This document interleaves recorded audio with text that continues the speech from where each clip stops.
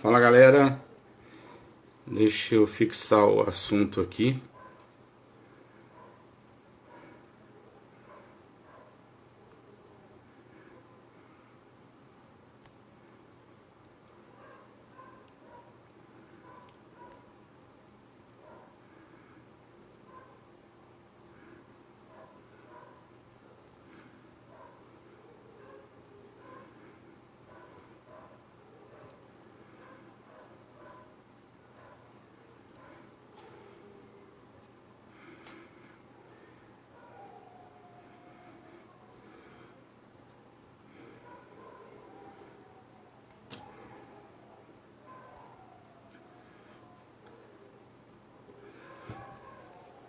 E aí galera, tudo bom?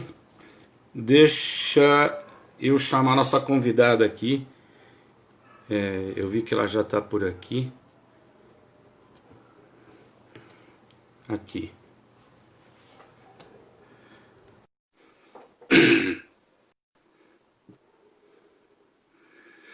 Vamos aguardar a Silene entrar. Oi, Olá, Sil, tudo olá, bom? tudo bem e você? Graças a Deus, tudo bem. Bom, Escuta, eu tô usando pela primeira vez maquininha nova, que agora voa. Não é mais eu, a dinossáurica que eu tinha antes, a eu Jurássica.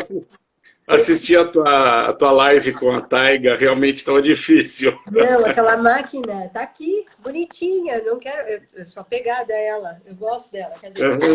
Bichinha, iPhone 5. Que ótimo. E ela dura. Só que para essas conversas super tecnológicas, ela já rateia um monte. Então agora eu tô com máquina nova, me ouve bem, me vê bem. Sim, tá tudo bem. E eu também, né? Sim, ótimo. Vejo que tem Bom, muita gente entrando por aí. Eu só tô tentando fazer ela ficar quietinha aqui, mas às vezes ela anda. Eu peço sabe que desculpa. na minha última live eu fiz tanto desastre derrubando o celular que acabei comprando um tripézinho no É, Mercado Livre. isso é bom também. O meu tá andando ainda, mas eu ainda vou me acertar com ele enquanto você quer dar quer esperar um pouquinho mais? Vamos primeiro introduzir. Bom, primeiro eu quero te agradecer muito. A Silene Saurin é minha mestre, eu preciso dizer que ela é minha tutora. Eu realmente comecei a deixar de ser um bebedor de cerveja e passar a ser um estudioso de cerveja por sua causa. Você é uma pessoa reconhecida internacionalmente, isso é fato, não estou jogando confete, não. Uma engenheira formada no Instituto Mauá de Tecnologia, não, na Escola de Engenharia Mauá, quando ainda não tinha muita mulher Isso, fazendo engenharia, você já estava lá. só fazendo, Você. o, Oi?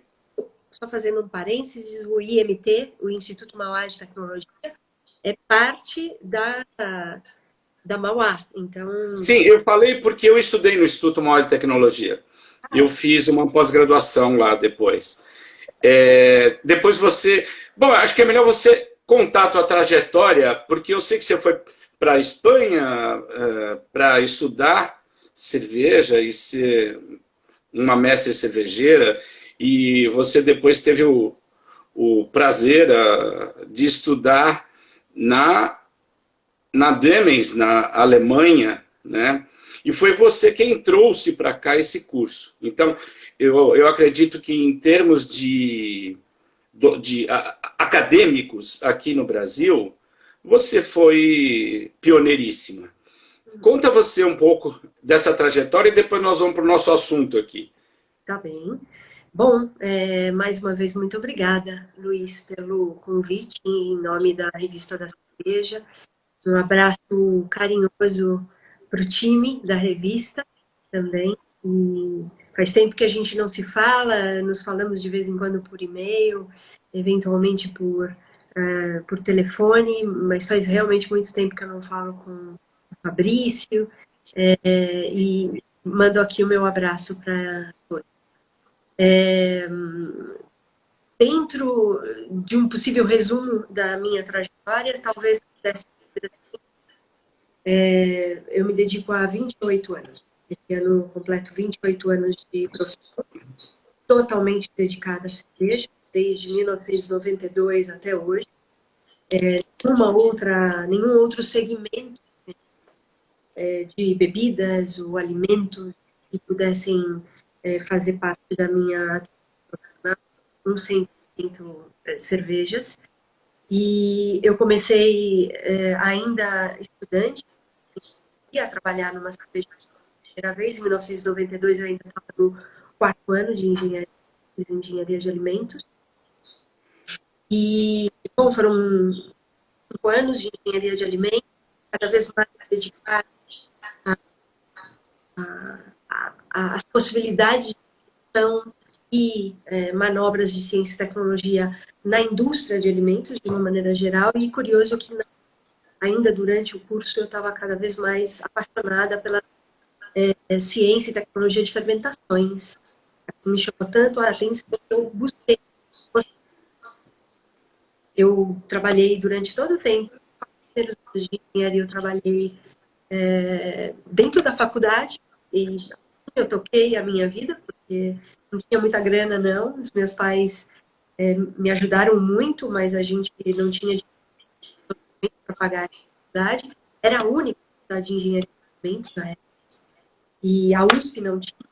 E eu queria muito alimentos. Eu não queria engenharia química com possibilidade de especialização de alimentos na época. Então, Mauá era a única que oferecia engenharia de alimentos nos idos começo de 1990. Na verdade, eu entrei em 1989 e estou começando a denunciar totalmente minha idade aqui. E, bom, e aí eu passei os 4 primeiros anos trabalhando na faculdade, ganhei a bolsa para... E no final do 4º ano, eu resolvi me dedicar à possibilidade de conseguir um estágio na área de ciência e tecnologia de fermentações, que era o que realmente me...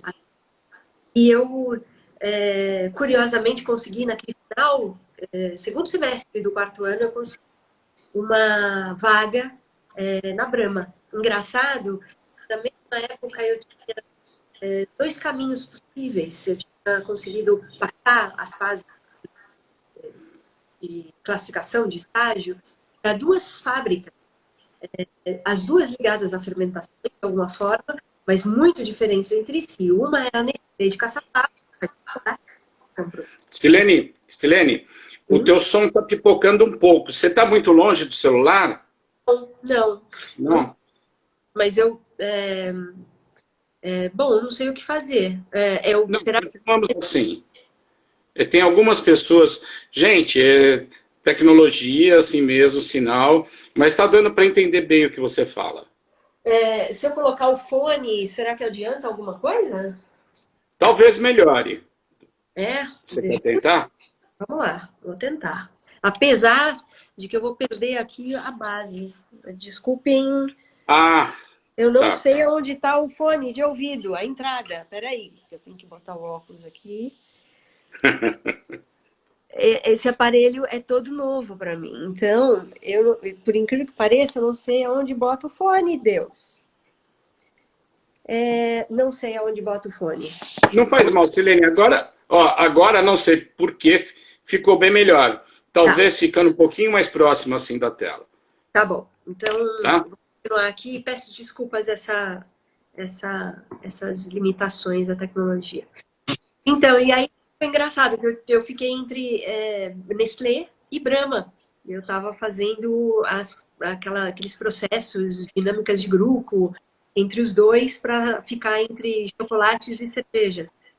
E eu já tinha feito a classificação no Brahma, numa última fase, mas eu estava tão apaixonada pela ideia que eu fui para a entrevista de chocolate e eu já não queria estar ali. E foi muito engraçado que o cara que me entrevistou olhou para mim e falou assim: o que você está fazendo aqui? No final das contas, você deve estar lá na Brahma.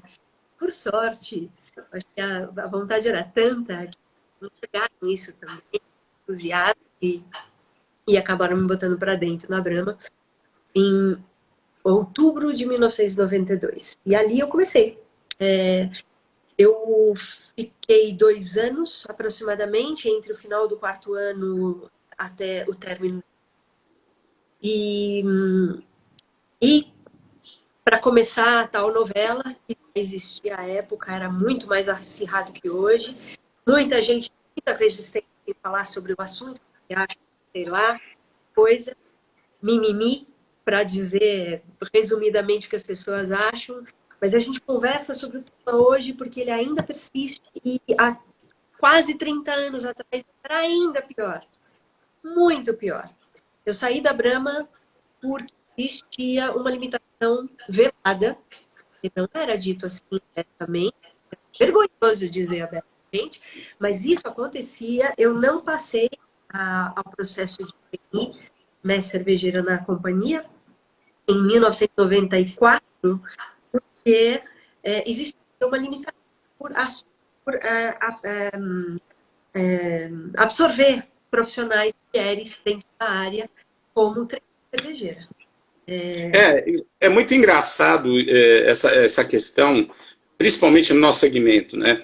Eu vivo brincando que está cheio de ogro por aí, né? Que adora tomar cerveja muito amarga, deixa crescer a barba e se diz cervejeiro, né?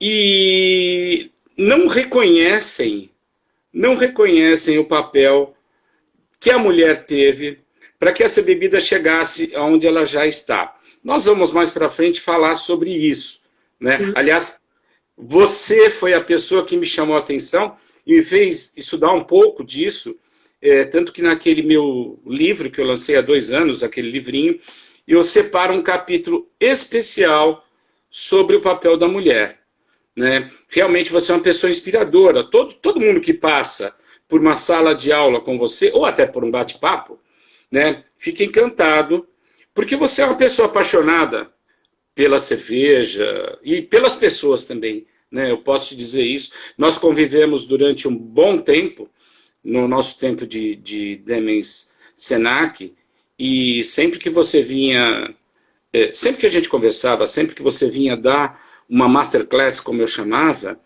o pessoal saía encantado, né? Mas vamos lá, eu não quero te atrapalhar.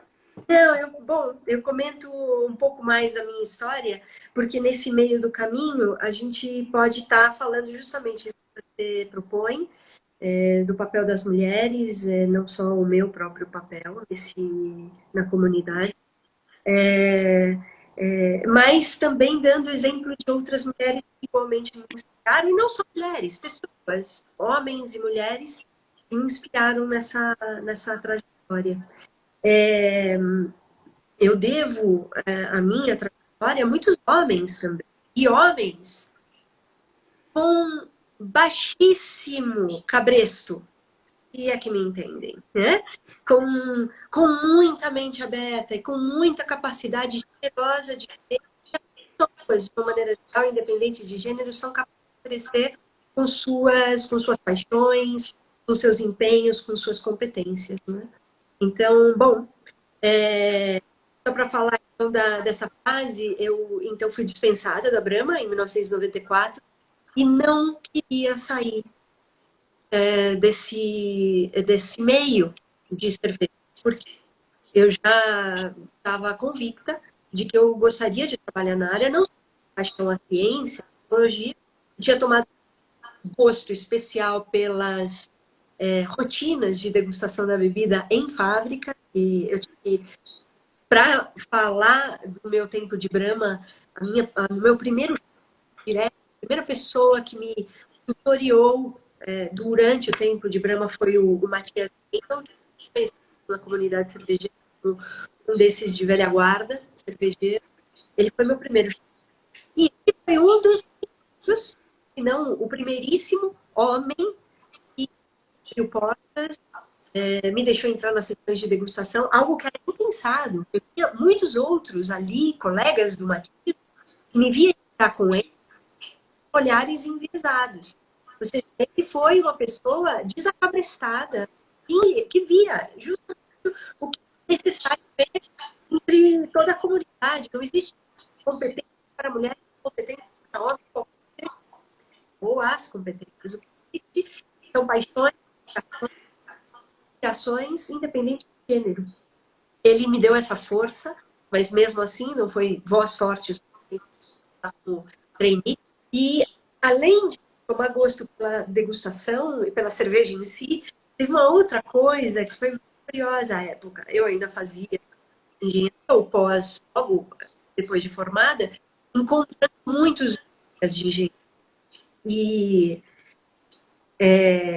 essa ideia de falar para as pessoas que eu estava estagiando e depois ainda trabalhando numa eu estava muito atenta.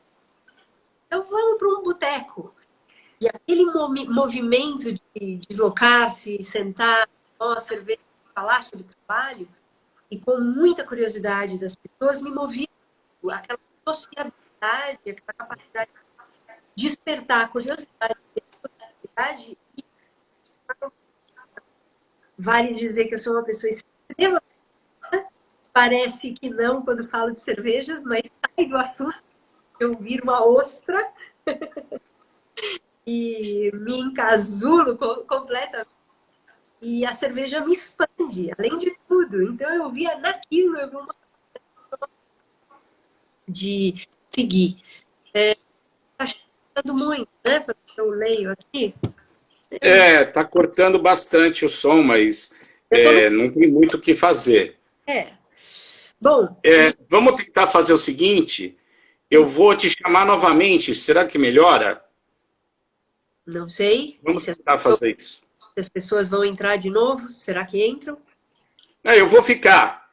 Ah! Eu vou ficar, eu só vou te chamar de novo. Tá bem. Tá? Bem, eu desligo aqui? Você me desliga? Não, fica ligada aí. Tá. Vamos chamar a Silene novamente aqui.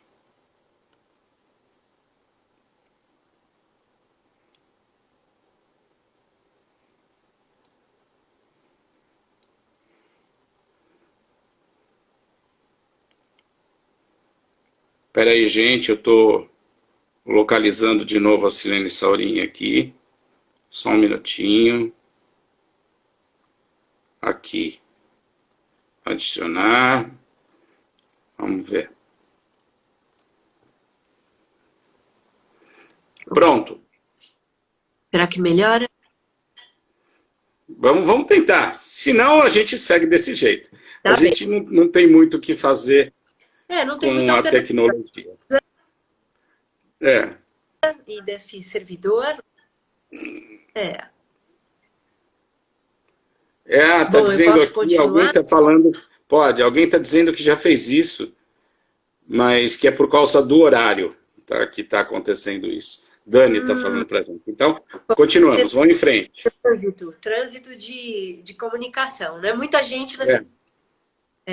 Bom, eu vou mais adiante. Eu insistindo no tema de continuar a trabalhar dedicada a cervejas em fábrica, eu procurei trabalho na cervejaria Petrópolis, que começava, nem existia ainda. A cervejaria essa que produz e Itaipava, e que hoje é uma marca super contundente no mercado brasileiro, à época, em 1994, não existia. E eu entrei na fábrica, fui aprovada no processo de entrevista, ainda em treinagem. E lá encontrei homens, em particular, e eu saúdo muitíssimo, é um grande até os dias de hoje, que era um sócio proprietário da Petrópolis à época, muito antes de Walter Faria e Companhia Limitada, que conhecemos hoje a Petrópolis. E Luiz Carlos Fraga foi a pessoa que me contratou e foi um querido amigo durante todo esse processo. E foi quem me bancou ali dentro, inclusive moralmente. Mesmo depois que ele saiu da cervejaria, era a pessoa que nos dias mais tristes e mais duros falava para eu não desistir. Então foi mais um homem importante na minha história que me colocou para frente, me empurrando para frente. Agora, eu tinha outros tantos ali naquela história, só que eu me afundo. Quer dizer, você tinha um grande time jogando contra e você ali persistindo. Terrível. Porque era o seu sonho, né? time contra aí é de peso, de verdade. Voltar para casa, me lembro como se fosse hoje, eu 25, 20, 22, 23 anos de idade, eu me formei aos 21 e fui para Petrópolis aos 21, 22. E eu me lembro dos 22 aos 24, não completos, voltando para casa depois de um dia de trabalho, chorando em bicas com vontade de desistir. Era essa a minha história. E, bom, sem ir muito adiante, mas não é história de carochinha, não, dizer que não existe uma sequer mulher dentro de ambiente relativamente mais masculino que não tenha sofrido e vivido a condição de assédio moral, sexual, e ter de ficar quietinha, pianinho, para não perder o emprego. Eu tive isso algumas 2 ou 3 vezes durante essa época de Petrópolis e algumas mais. Então, é preciso falar sobre isso, porque é preciso Claro, falar isso. Não é claro, possível. claro. Mulheres de... E olha, eu digo, talvez eu com já fazendo a curva do Cabo da Boa Esperança, com quase 50. Silene, eu tenho 62. Pois E eu é. sou um moleque. E eu, com a minha cara cheia de rugas, já não receba tantos, já não seja capaz, nem quero, de receber tantos assédios. E acho que as pessoas também não se atreveriam, com tamanha cara de maturidade, trazer esse constrangimento do assédio. Mas existe, até hoje, mulheres maduras Sim, do assédio. Tanto mais meninas, porque eu me considerava tamanho movimento precoce, eu menina, com 22, 23, 24 anos de idade, me enveredando numa fábrica de cervejas que era só homens e eu, com exceção de uma mulher mais que trabalhava no laboratório.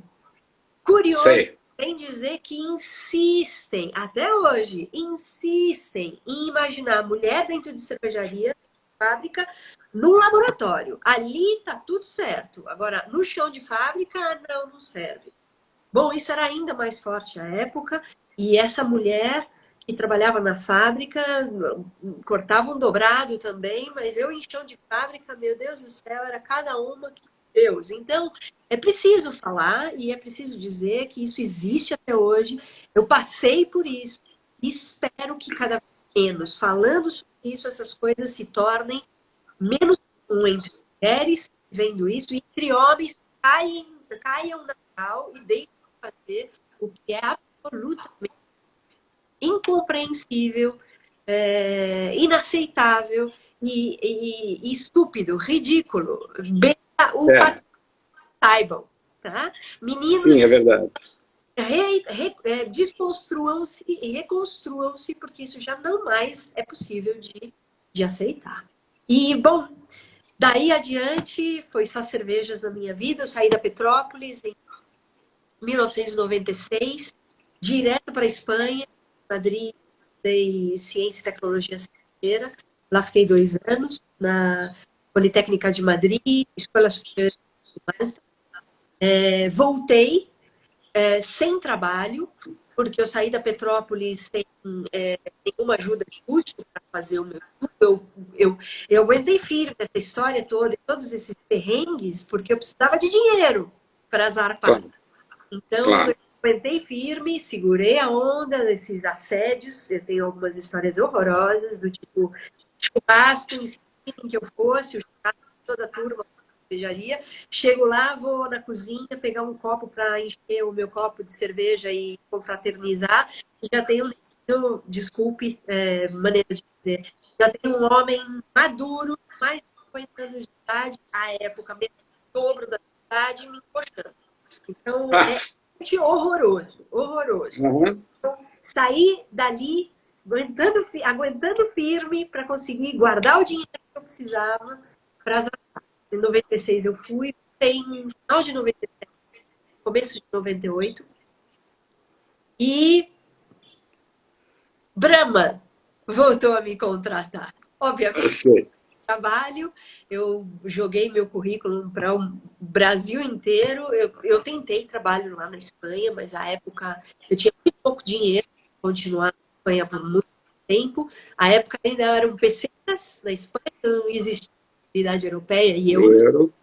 Eram pesetas, eu tinha muito poucas pesetas já guardadas e eu não tinha conseguido trabalho porque lá a resistência era igualmente quanto a mulheres em fábrica. Então, eu não, Igual aqui no Brasil? por todos os lados, é impressionante, ainda era uma grande resistência.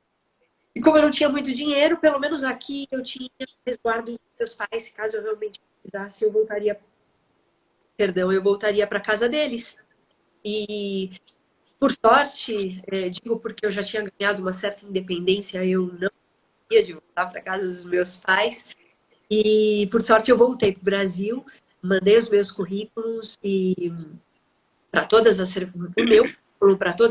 para todas as cervejarias possíveis, e eu consegui estágio não, trabalho já efetivada na Brahma Jacareí. Sei. Ali, parênteses aí, a dizer que o meu currículo rodou a Antártica e simplesmente, depois que recebeu o currículo, me mandou uma carta falando que tinha recebido o currículo, mas que não aceitava mulheres em fábrica. Ponto, acabou. Que absurdo. Cariol, mandei o currículo e insisti por um telefonema e recebi pelo telefonema a resposta que tinham recebido o currículo, mas que tampouco aceitavam mulheres em fábrica, portanto, tchau. Uhum. Brahma era a única que, na época, resolveu abrir portas novamente para mim. Eu acho que foi justamente pela minha insistência. Porque como eu tinha saído da Brahma na ocasião em 2 anos antes, e voltado a me apresentar na Brahma como possibilidade de trabalho 2 anos depois, já formada, eu acho que os caras levantaram o olho atento e falaram, realmente, eu acho que ela é insistente. Ela... No mínimo eles disseram, não vai ser fácil. Tem um No objetivo... mínimo eles disseram, não vai ser fácil a gente se livrar dela. Provou que está muito afim, então vamos dar o voto de confiança, porque Isso. é uma criatura que provavelmente, se dá o objetivo, a criatura corre atrás para seguir o objetivo e conquistá-lo. Então, em nome da companhia, isso poderia ser interessante. Pois ali fui. Claro. Eu entrei na Brahma Jacareí e ali fiquei até 1 ano e meio depois, mais ou menos. Começo de 99, eu recebi uma proposta da Antártica, que na época era a arquirrival da Brahma ainda. Né? Sei. Bom, era irrecusável essa proposta, porque eu saí do ambiente de fábrica, de uma fábrica, trabalhando na Brahma Jacareí, eu tinha um ambiente de cervejeiro, eu compunha um time de mestres cervejeiros, eram 5 mestres cervejeiros, 4 homens e eu como mulher, 5 mestres cervejeiros que cuidavam cada um uma fábrica, sendo um líder. Então tinha um na sala de fabricação, a área quente, respondendo pelo mosto, de ponta a ponta dessa fase quente, fermentação e maturação, que era onde eu ficava, filtração e envasamento. Então eram 4 mestres cervejeiros guardando cada uma dessas principais fases do processo de produção e até o envasamento da matéria, mas até envasada, e o líder. Então éramos 5, eu mulher, como única mulher, e assim fomos. Não foi muito bem engendrada essa parte. Eu estava gastada, estressada, com muita pressão. E nesse meio tempo, o convite para trabalhar na esfera corporativa da Antártica, respondendo por homologação de matérias-primas, materiais auxiliares de embalagem de 12 fábricas da Antártica. E aí foi outra história, porque era realmente uma possibilidade de trabalhar num âmbito muito mais amplo, um olhar muito mais amplo sobre o processo, Sim. suas necessidades. E eu servia a 12 fábricas. Eu aceitei o convite, foi irrecusável, e ali fiquei 1 ano e meio mais até a fusão entre Brahma e Antártica. Era um momento super, super desafiador, porque eu tinha ideia de que eu pudesse perder o trabalho, basicamente, porque Aham. eu já tinha feito parte da Brahma e tinha saído da Brahma, e para todo bom entendedor da história corporativa, das histórias de corporações aqui no Brasil, o que aconteceu na fusão Brahma-Antártica, na verdade, foi Brahma comprando a Antártica, né? E nessa condição, tendo sido parte de Brahma antes e saído da Brahma, eu falei, pronto, perdi o trabalho. E foi muito curioso, que eu me lembro daquele dia também, como se fosse hoje, quando saiu o anúncio, ainda informal, o processo de fusão ainda começava toda a larga trajetória burocrática junto ao CAD. Eu recebi essa informação e fui sair do posto de trabalho ali, na Moca, do corporativo, Aham. e fui para a academia. E olhavam para mim na esteira, correndo, e eu chorando em bicas, e ninguém entendia nada. Sei lá, morre alguém. E eu, na verdade, estava morrendo de medo de perder trabalho naquele momento. Aham. Mas, enfim, o processo de fusão demorou, junto ao CAD, o processo burocrático demorou 9 meses. E a Ambev surgiu daí internamente, durante esses 9 meses, um projeto que eles chamaram de Projeto Espelho. E o Projeto Espelho comparava as melhores práticas de gestão, ciência e tecnologia no que me diz respeito a serviços, nos dizia todos da área, o que é melhor de um e do outro. Então, eram as melhores práticas. Você espelhava a Brahma e a Antártica, do ponto de vista de gestão, ciência e tecnologia, e juntava para o que poderia ser o novo nova padronização técnica de cervejas do Grupo Ambev. E companhia. E ali eu fiquei até o projeto terminar, coincidentemente o processo de fusão acontecer. E aí, Ambev formalmente, eu fui para o Centro de Desenvolvimento Tecnológico da Ambev, o que eles chamavam de CDT, que é Pesquisa e Desenvolvimento da Ambev, e ali eu fiquei um ano mais, até que recebi o convite para trabalhar na Flavor Active. Na Flavor Active, 5 anos, eu já estou sendo mais rápida, 5 anos na Flavor Active, trabalhando na área de gestão de qualidade sensorial de cervejas, servindo 40 maiores cervejarias do mundo, em particular nos mercados da América Latina, Península Ibérica e Itália, que eram os mercados que eu trabalhava, junto à Flavor Act. E nesses 5 anos, de 2001 a 2006, eu também tive uma oportunidade em 2004, 2005, de estar em Londres e participar de uma campanha de visitação da imagem da cerveja junto aos britânicos. O país se chama Beautiful Beer. Beautiful Beer. Então, ali tive as primeiras notas da sommelieria. O Beautiful Beer me introduziu à sommelieria de cervejas de forma informal. Né? Uhum. Paralelamente, já apresentava em 2004 o primeiro curso sommelier de cervejas em alemão. Como eu não falo alemão, eu já tinha contato, eu já mantinha contato com o Wolfgang Steinfeld, diretor-geral da Dürmens à época.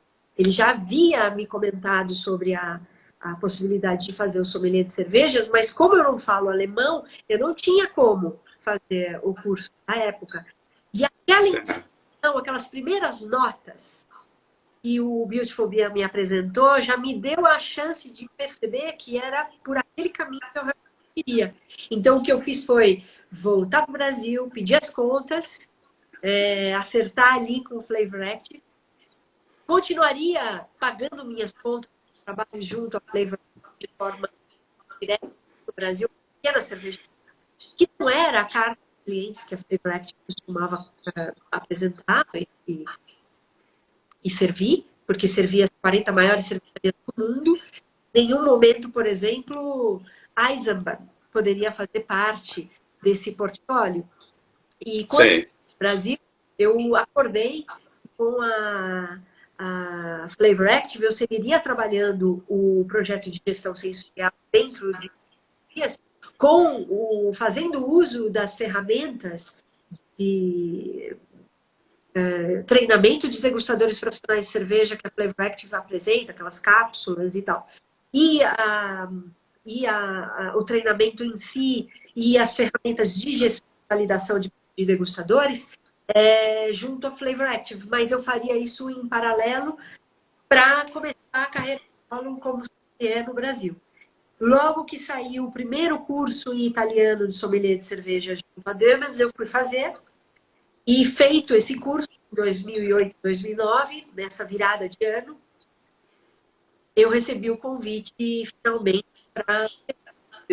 para um projeto de educação sommelier de cervejas para a América Latina e Península Ibérica. Eu falei que curto, mas já demorei um tanto para falar toda essa trajetória. Eu ia falar Não, mas... pessoas que foram fundamentais. Claro. Que essa minha trajetória fosse viável.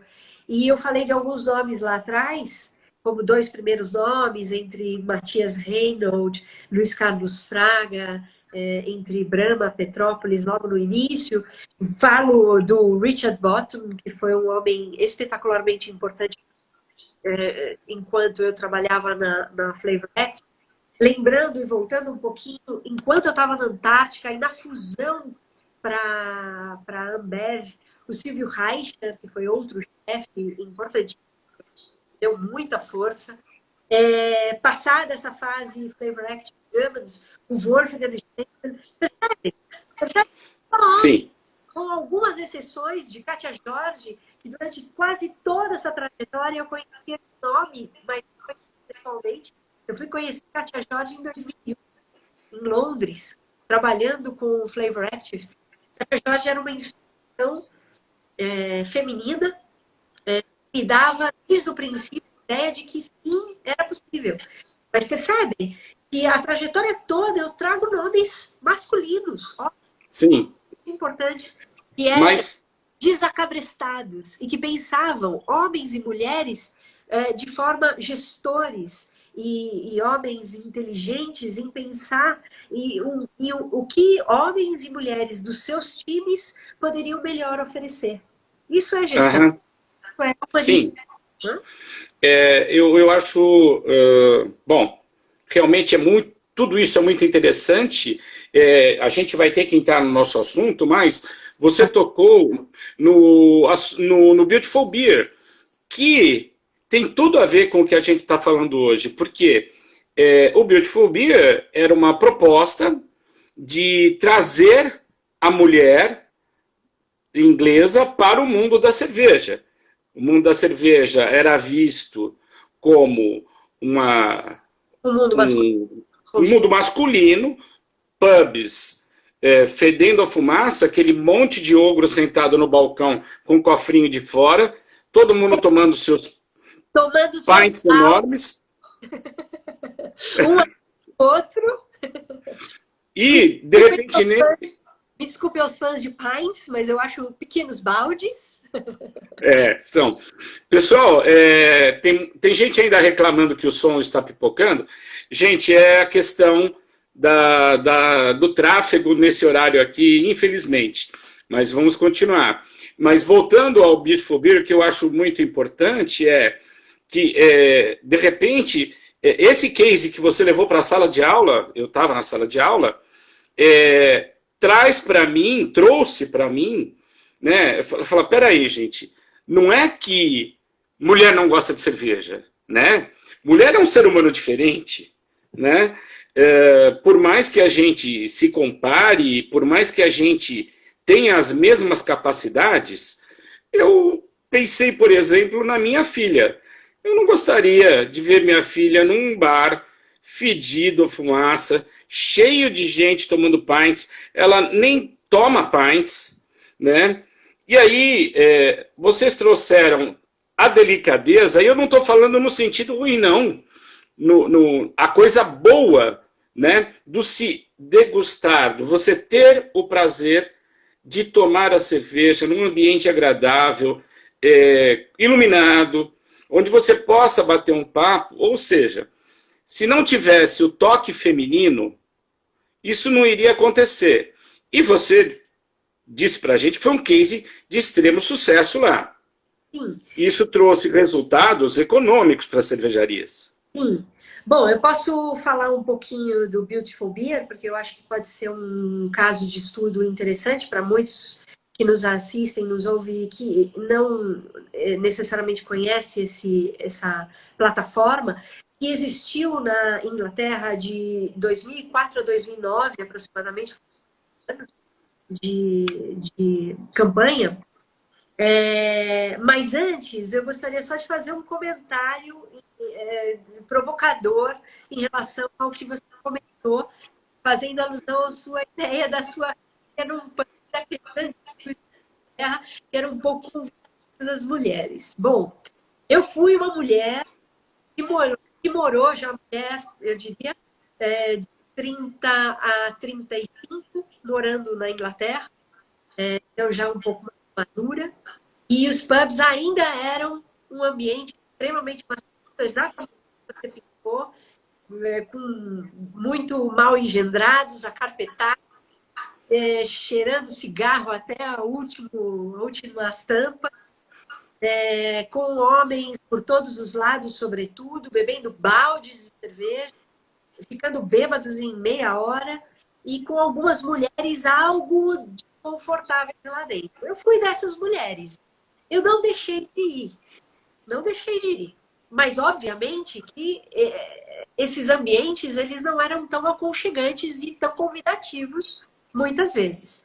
Mas eu não deixei de ir porque eu sou das mulheres que eu espero que seja a sua filha também, Luiz, e como outras tantas mulheres que nos ouvem agora e de tantas outras pessoas que não necessariamente nos ouvem, que pensam o seguinte: transgredir é transcender. Se a gente não tira o cabresto e não se enfia corajosamente para transgredir, a gente nunca vai mudar o que é estapafúrdio. E para mim, estapafúrdio é ter um pub que nas origens do nome em inglês é public. Public bar é um local, um bar público. Ele ser público às metades. Para mim, não entra na minha cabeça que seja público, mas público só a metade. O curioso é que ao longo dos últimos séculos, até muito pouco tempo atrás, qualquer bar poderia ser visto como um ambiente predominante masculino. E não vá muito longe. A gente está falando até metade da segunda metade do século passado, ou seja, 1970, 1980, eu me lembro de ter mulheres dentro de bares sendo mal vistas no Brasil e no mundo afora. Sim. Muito pouco tempo atrás, até 1980, como pouco, as mulheres eram mal vistas dentro de bar. E dirá no século 17, 18, 19, sobretudo, né? E ao longo do... Então, mulheres que transgrediram conseguiram fazer essa volta e fazer com que a gente tenha condição de entrar num bar hoje e não necessariamente... Olha lá que ainda tem gente que se aventura em página, né? Tem. Mas a gente... Principalmente a questão do assédio continua. Quando eu falei da minha filha é um grande orgulho meu. Eu aprendo todo dia com ela. Ela é uma feminista ativa, mas ela não é chata, entendeu? Ela é muito consciente, adora uma cerveja. Ela tem um paladar, ela tem as qualidades organolépticas dela, são fantásticas. Eu já falei, filha, você deveria ser uma sommelier, porque você é fantástica nisso, né? E ela é uma pessoa muito consciente desse mundo. E você pode encontrá-la numa esquina de padaria tomando uma cerveja com os amigos, né?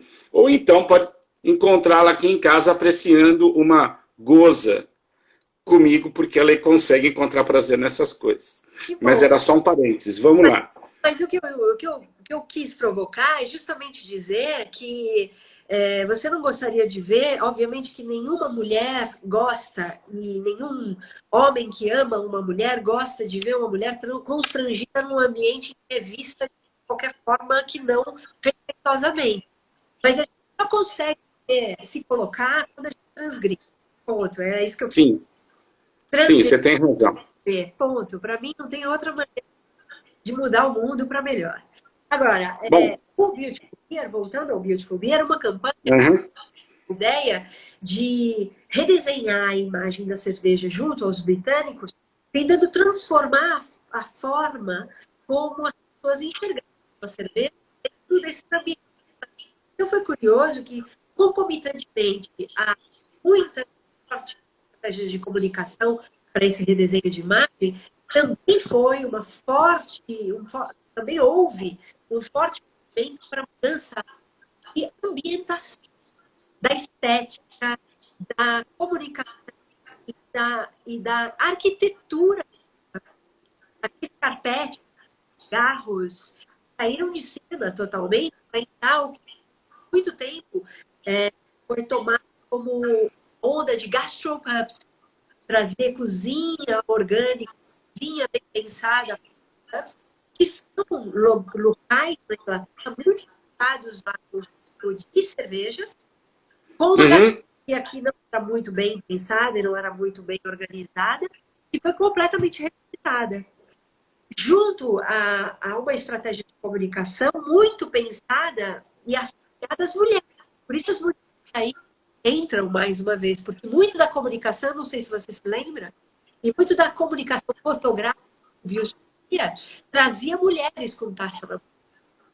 E de fato, sim, se de uma maneira geral os homens no balcão eram em grande número aqueles que tomavam baldes e baldes durante a noite inteira, as mulheres não ficavam no balcão, ficavam nas mesas, um pouco mais acanhadas e dificilmente pediam cerveja. Durante o trabalho de Beautiful Beer, eu trabalhei com, como se diz, aquelas pranchetas na mão, sei. e Uhum, voluntariando para perguntar sobre os comportamentos de consumo.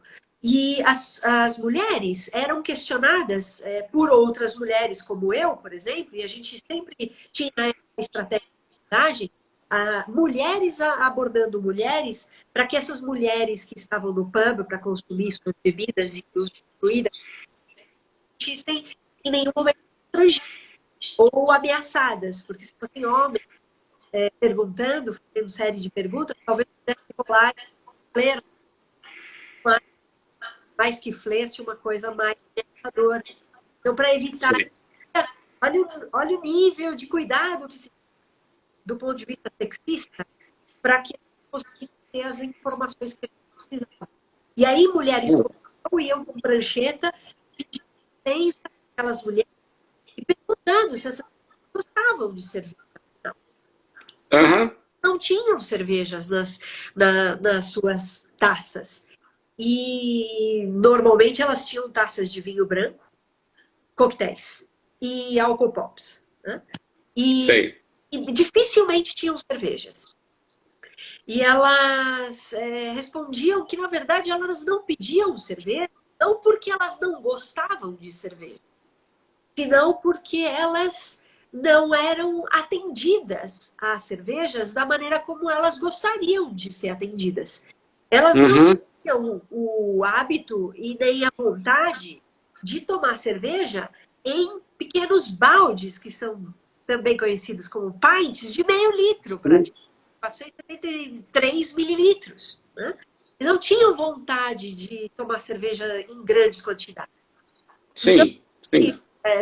buscando essas informações que vinham de forma muito repetida, a gente buscou uma maneira de encontrar saída para servi-las no que a gente chamou de half pint ou meio terço da pint. E colocamos Sei. isso nas taças que normalmente servem vinho branco. Uhum, Taça que normalmente está lá no pub para servir aos vinhos brancos e aos coquetéis. O enxoval já estava lá à disposição. Os pubs já não precisavam, com essa manobra de serviço, os pubs não precisariam investir em um enxoval próprio e investir mais dinheiro no enxoval particular para uma third party. Então a gente pegou as taças que normalmente serviam vinho branco e passamos a servir third pint em bar. E as mulheres mais e mais se sentiram encorajadas a pedir a third. E quando você, para terminar esse comentário de Beautiful Beer, o resultado financeiro disso foi de 20% a 30% em aumento no volume de consumo de cervejas, porque se incluiu as mulheres consumindo cervejas. Simples assim. Então, eu queria comentar uma coisa que me parece estapafúrdia, que é, até então, cervejarias produziam, cervejarias comunicavam, cervejarias serviam, bares e pubs serviam, considerando apenas metade da população mundial ou do seu país. E ignorando redondamente a outra metade. Porque para vender para a outra metade tinha que buscar outra bebida mais docinha, inclusive, o que é um grande erro, absolutamente. Claro. Gostam de tudo o que os homens gostam também, doces, amargos, ácidos, e bem equilibrados e bem prazerosos, porque somos seres humanos que gostamos de comer e beber bem, independente de gênero. E é isso, a gente só adaptou o serviço a uma taça que pudesse trazer um volume que pudesse estar mais de acordo com o volume de consumo daquelas mulheres, naquele particular mercado, que é o mercado britânico. Isso poderia ser diferente no Brasil, obviamente, ou em qualquer outro lugar do mundo. E, obviamente, pensando numa estética, porque a taça de vinho branco traz uma estética que é muito mais atraente que uma pint. Né? Convida a alcooles menores, convida a mudança de estilos e essa brincadeira gastronômica que poderia ser interessante naquele momento em que também pulsávamos a possibilidade de trazer a gastronomia com diferentes estilos de cerveja. Uma pint é muita coisa. Agora, se você aliás, é uma coisa que a gente orienta hoje, quando a gente está na parte acadêmica, quando você está ensinando, a gente aconselha isso, né? Beba pequenas porções e beba grandes variedades, porque é só assim que você vai melhorar a tua percepção e vai entender melhor como é que é essa questão, como funciona essa questão gastronômica da cerveja, que eu posso te dizer, com o meu conhecimento, eu sou sommelier de vinhos, né? Eu fiz sommelier de vinhos no Senac, eu considero a cerveja com possibilidades gastronômicas muito maiores que as do vinho. Eu queria fazer um meia-culpa aqui, eu peço desculpa para algumas mulheres, eu usei um termo, minha filha não é feminista chata, e já levei um monte de porrada aqui. Tem que se reconstruir nisso também, né? E constrói, menino. Alô? Oi, tá me ouvindo? Oi. Pronto, agora estou. Então, mas eu queria dizer o seguinte, ela não é uma pessoa chata me criticando, entendeu? Eu admiro muito a minha filha, ela, como eu falei, ela me ensina todo dia, e ela não é chata. Quando eu sou uma pessoa nascida na Moca, família patriarcal, italiana, imagina quais são os meus ranços aí, né? Luiz, a família italiana da Moca é matriarcal. Então... É matriarcal machista, porque existe mãe machista. Então tá. Então foi isso. Tudo e reconstruir tudo de novo, tá? A minha mãe era muito submissa, enfim. Mas eu peço desculpas, tá? Meia culpa, e eu continuo aprendendo. Tranquilo. Tá? Sim, nós temos... Deixa eu ver aqui como é que está nosso tempo. Tá. Nós temos, eu acho que 5 minutos. Se bem que ontem teve uma live aí que ficou, a live da Dai ficou quase 2 horas, mas vamos ver o que o Instagram vai fazer com a gente. Tá bom. Eu queria puxar lá do início... Eu gostaria de comentar uma coisa a mais em relação ao Beautiful Beer e em relação a essa escolha estratégica que, por exemplo, a gente trouxe para o Beautiful Beer, que foi a eleição da taça, que num primeiro momento ficou muito conhecida como taça para mulheres. Eu gostaria só de a questão do equívoco dessa interpretação, porque não é taça para mulheres, é taça para todos. Num ambiente que pede mais cuidado no volume a ser consumido num contexto gastronômico, onde se, por exemplo, consumirá um menu degustação de 3, 4 tempos, e seria impossível fazer um menu degustação com pints a cada tempo. Né? Sim. Sairíamos falando de tanto álcool. Não é? Claro. Então é isso. É pensar na taça como uma possibilidade que se transformou, no final das contas, como uma possibilidade e uma alternativa, uma solução gastronômica para todos, homens e mulheres. Né? Sim. Bom, vamos lá. Temos pouco tempo. Eu acho que não vai dar para a gente responder perguntas. Vocês podem colocar as perguntas aí que depois a revista da cerveja passa e a gente responde. Luiz, tem falando, a Dani está falando que a live vai cair, mas dá para entrar de novo, é isso? Não sei. Se der, a gente pode continuar se o pessoal quiser aqui. Eu não entendo, mas talvez a gente possa fazer isso, tá? Tá. Então, eu queria começar lá do comecinho, 8.000 anos, 10.000 anos atrás, aquela história que o homem assume as funções de provedor, então ele sai, vai buscar cereais, vai caçar, a mulher fica em casa cuidando da prole, e a mulher é que faz a primeira cerveja. Comenta isso pra gente. Na verdade, a gente não sabe muito bem se homens e mulheres juntos ou só com um ou outro fez acontecer esse movimento da transformação. O que é certo é que há 8.000 antes de Cristo, 10.000 anos atrás, quando as primeiras técnicas agrícolas foram desenvolvidas, junto dela também eram as primeiras fermentações de grãos, dando origem de forma mais ampla o que arqueologicamente é conhecida como cervejas. Todas as bebidas fermentadas a partir de grãos são cervejas. E as frutas fermentadas como arqueologicamente conhecidas, os vinhos, todas as bebidas fermentadas a partir de frutas. Não necessariamente são uvas, frutas. Bom, das técnicas agrícolas, esses grãos e frutas sendo armazenados em cestos, a chuva rolando e líquidos borbulhantes. De uma maneira voluntária, isso aconteceu por primeira vez e, muito provavelmente, homens e mulheres, de maneira discriminada, enxergaram ali uma possibilidade de matar a fome e a sede ou morrer envenenado. Existem essas duas possibilidades. Como essas pessoas provavelmente estavam morrendo de fome e de sede, o morrer envenenado passou a ser uma aposta. Se isso me matar, paciência, mas morrer de fome e de sede eu não morro. E é próprio da natureza humana se arriscar. Então se arriscou lá nesse líquido borbulhante, cervejas e vinhos da antiguidade, e cobriram como eu vou dizer, a solução para todos os males.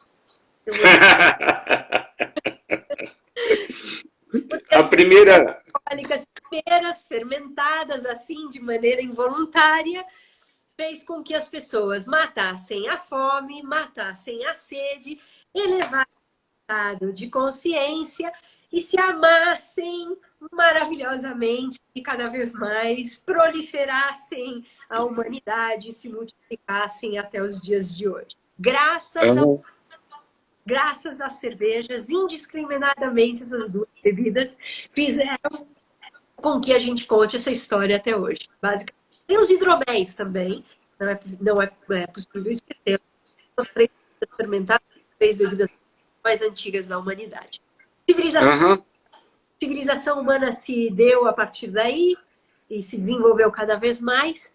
E, obviamente, com base nas nossas naturezas de homens e mulheres, o fato das mulheres fazerem a humanidade perpetuar-se, a gente procriar e ter essa primeira fase do cuidado com a prole, né? As mulheres ficam mais mesmo, ficavam mais nas cavernas ou qualquer coisa que o valha, né? Suas casas, na medida que foi evoluindo em civilizações. Eles ficavam mais. Então, elas cuidavam mais das suas famílias, cuidavam mais do seu entorno e abrigo, e os homens cuidavam mais do alimento e, a partir de civilizações desenvolvidas, as mercancias e tudo que a gente ocorre que cada vez mais fazer comida, a considerar comida o que se e o que se consome em líquido também, né? O alimento mastigável e bebível, foi cada vez mais uma atribuição da mulher de casa, porque cuidava do teto, cuidava da prole e cuidava do alimento. Sim. E bebida. E nesse bebida, a cerveja e o vinho e o hidromel tava no contexto, né? Uhum. E mulheres, desde sempre, foram grandes produtoras de cervejas, vinhos e hidroméis. Numa construção de fermentação que foi sendo aperfeiçoada no tempo. Deixa eu te propor uma coisa. Eu acho que realmente vai acabar e eu não sei se eu poderia continuar a live. Não sei como é que está o esquema com a revista da cerveja. Mas eu queria propor para você, para a gente fazer uma nova live e partir daí. Nós vamos partir dessa pré-história, porque eu quero que você conte para a gente, por exemplo, a influência da mulher na cerveja lá na Inglaterra, que era ela que fazia e os trabalhadores iam para os potes e tal. As mulheres sagradas que faziam bebidas fermentadas, a chicha, tem no Japão experiências, no Brasil a Cauim. Então, a gente parte disso, né, porque a gente vai ter pouquíssimo tempo agora, e fazemos uma nova live, aí eu me organizo com você, já convido todo mundo que está nos assistindo. O assunto está super interessante, eu mesmo estou aprendendo de novo, e eu quero pedir para vocês que, se vocês tiverem dúvidas, o perfil da Silene é esse que está aí, né? É só clicar em cima. Eu tenho certeza que ela está disposta aí a atender todos vocês. E eu converso com o pessoal da revista da cerveja para a gente refazer isso. Você topa? Topo. E a gente já pode tomar como referência histórica Hildegard von Bingen, né? Sim. A beneditina terá vários monges que foram aqueles que conseguiram, de forma intuitiva e com uma capacidade lógica bastante razoável, fazer a passagem de uma, outra e outra por repetição, a produção de cerveja e cervejas cada vez melhores ao longo da história da Idade Média, da história da cerveja durante a Idade Média. Hildegard von Bingen é uma das monjas, dentre muitos monges, homens. Hildegard foi espetacularmente importante para a história da cerveja e é muito pouco conhecida e muito pouco estudada por muitos. Sim. Cerveja ainda, repetida também. Então, a gente começaria com ela, falaria das housewives da Inglaterra, falaria uma vez das mulheres até os dias de hoje. Eu peço desculpas porque, no final das contas, eu falei muito de mim mesma com essa história toda. Não, mas a minha intenção acho importante, Silene. Eu acho importante. Veja bem, a gente está falando sobre o papel da mulher na cerveja. Você, que é toda modesta, você não alardeia por aí o quão importante você é para a cerveja brasileira. Você nem falou da tua trajetória como professora internacional, nem como diretora da Dummies aqui no Brasil e internacionalmente nos países de língua latina. Então, tem muita coisa rica e vale.